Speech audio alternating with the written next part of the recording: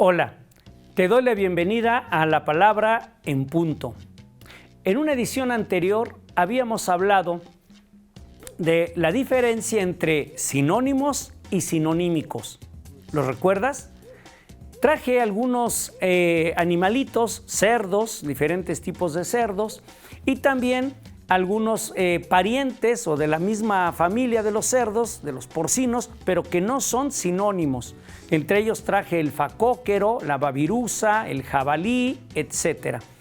Y bueno, fíjate que en esa edición, si tú te acuerdas, y si no, bueno, te invito a que lo veas en YouTube, aquí en RTQ, pero ya por medio de YouTube, pues hablábamos de la diferencia entre sinónimos y sinonímicos.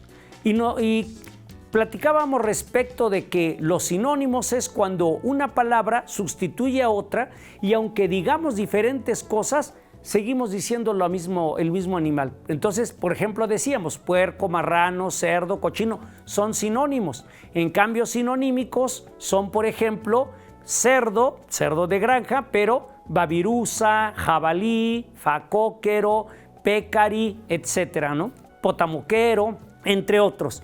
Bueno, esto nos dio pie para hablar de los diferentes tipos de pensamiento, que es el tema que hoy vamos a tratar. Hay varias formas de pensar. Todos son pensamientos, sin embargo, no son lo mismo.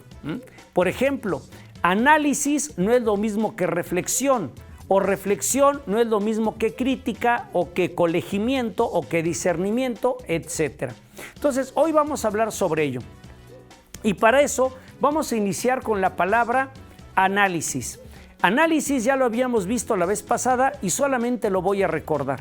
La palabra análisis son dos palabras en una, ana y lisis, ana en contra de, en griego pasa al latín, lisis conducto, lo que está en contra del conducto o también por encima del conducto.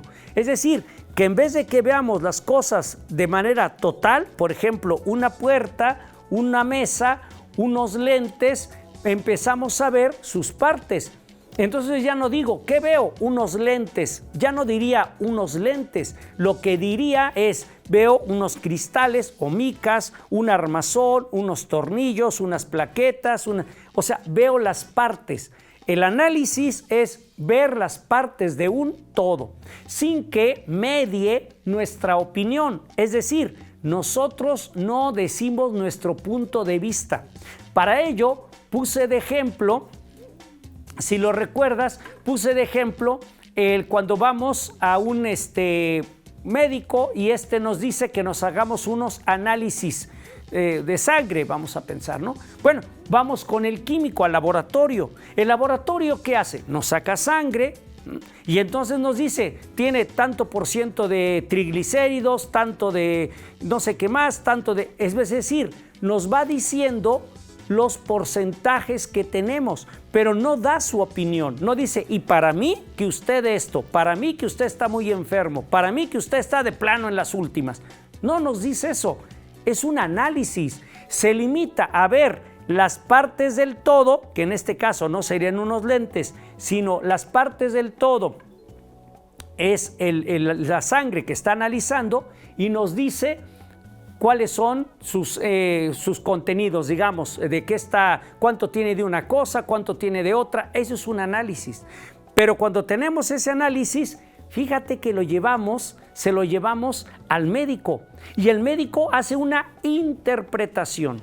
Cuando hace la interpretación, él nos puede decir, bueno, necesita usted operarse, pero a lo mejor no nos gusta, vamos con un segundo médico y nos dice, no necesita operarse, tómese estas medicinas. Vamos con un tercer médico para tener una tercera opción. Y el tercer médico a lo mejor nos dice, no, ¿sabe qué? Sí, se debe operar, pero dentro de unos 6 meses ahorita puede tener este tratamiento y se la va a llevar muy bien. ¿Por qué? Si todos tienen los mismos análisis que son objetivos, dan versiones, interpretaciones diferentes. Bueno, porque ellos están reflexionando. La diferencia es que el análisis, vamos a pensar que este papelito es el análisis, es la hoja.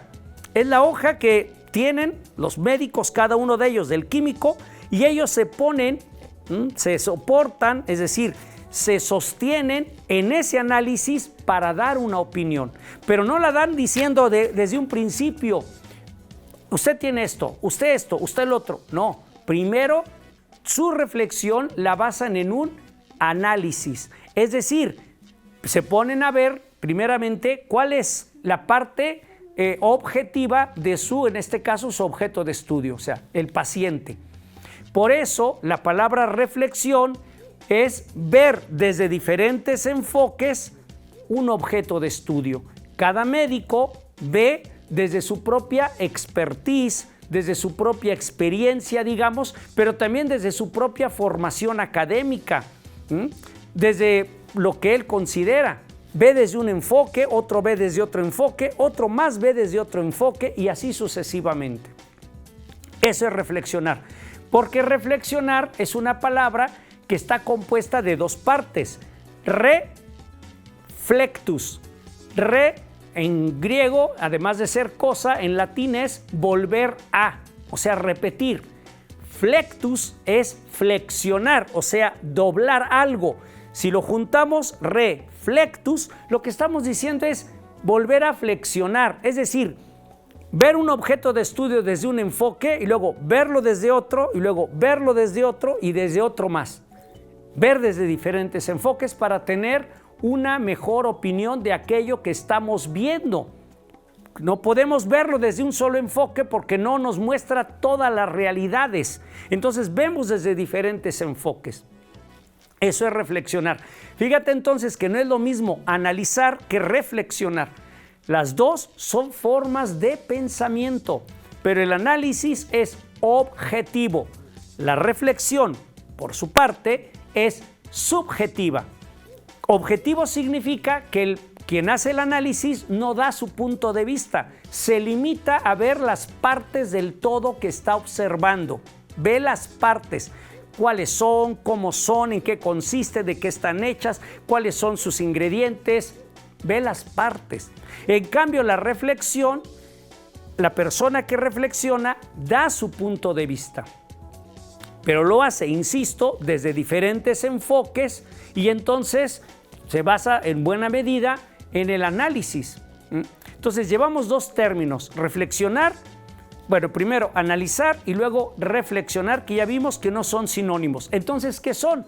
Sinonímicos, porque recuerda que el sufijo ico es relativo a o relacionado con. Entonces, si yo digo sinónimo, es la misma idea, la misma palabra, aunque lo diga de diferente forma. Pero sinonímico, estoy diciendo lo que está relacionado con los sinónimos.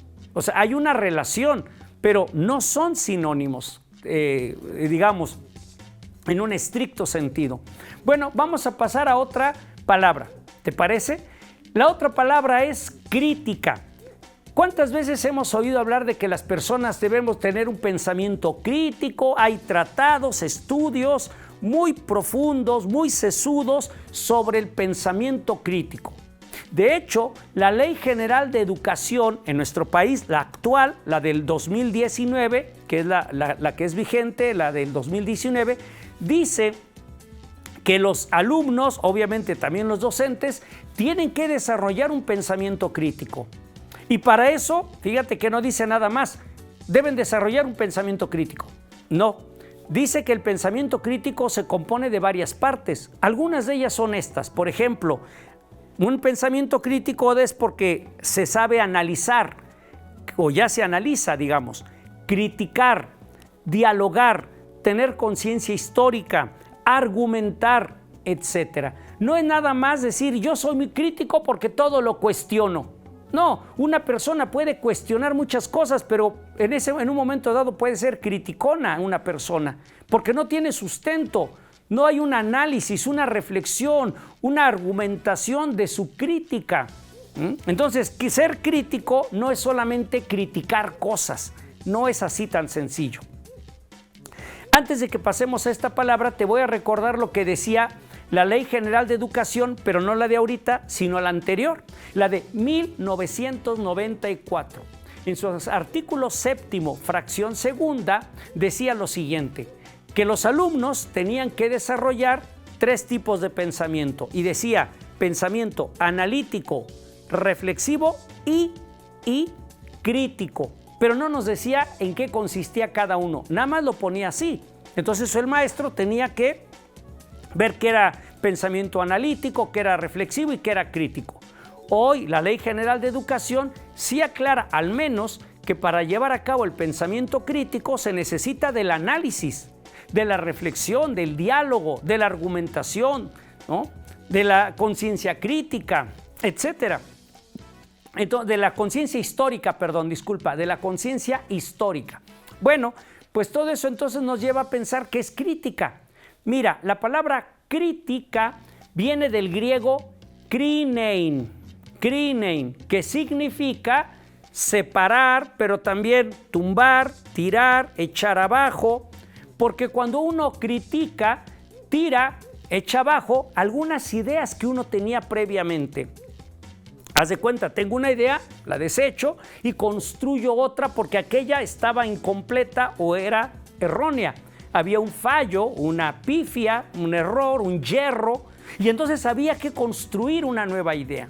O bien, si algo me dicen y yo me doy cuenta que aquello es incorrecto, lo critico. Es decir, no estoy de acuerdo, respeto a la persona, no estoy de acuerdo con lo que dice, como lo diría Voltaire en su libro de cuentos Micromegas, donde ahí dice que podría uno estar en desacuerdo con lo que otra persona dice, pero da uno su vida por defender el derecho de esa persona a expresarlo, ¿no?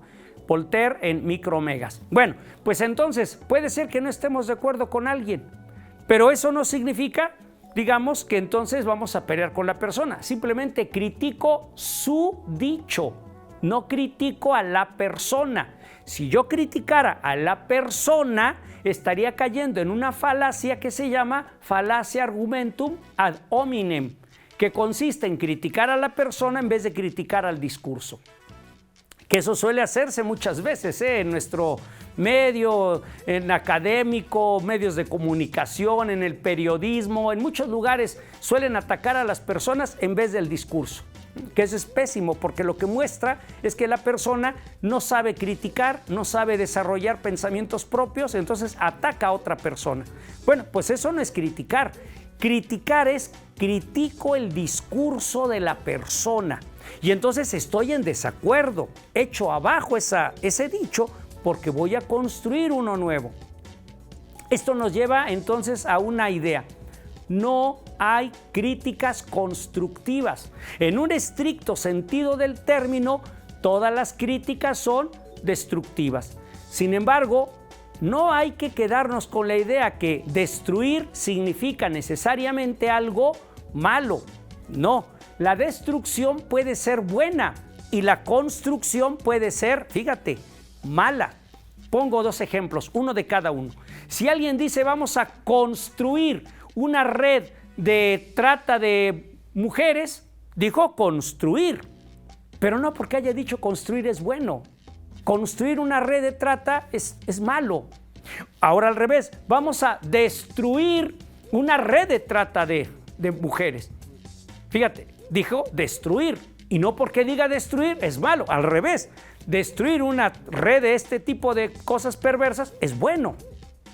Entonces, no caer en el garlito, o sea, en la trampa de que toda la construcción es bueno o es buena, toda la destrucción es mala. Cuando alguien tiene un cáncer hay que destruirle su cáncer. Nadie dice, no, doctor, no sea usted malito, constrúyame otro cáncer, por favor. Sería absurdo. Hay que destruir ese cáncer, hay que destruir un vicio, no construir otro vicio. Entonces, cuando decimos que la crítica es destructiva es porque está destruyendo una idea que está errada. Hay un yerro, una pifia, un error. En todo caso, habría que ver si lo hace, esa crítica la hace con dolo. Esa es la cuestión, ¿no? Si lo hace con dolo, pero de que está criticando, destruyendo una idea, pues de eso se trata. ¿Que no acaso somos Homo sapiens sapiens, el hombre que piensa, que está pensando, el ser humano pensante por antonomasia, por definición? Bueno, entonces, ¿En qué consiste eso de ser pensante? Si no es precisamente dialogar, analizar, reflexionar y en este caso, criticar. En todo caso, después de que se echa abajo una idea, ahora hay que construir otra nueva.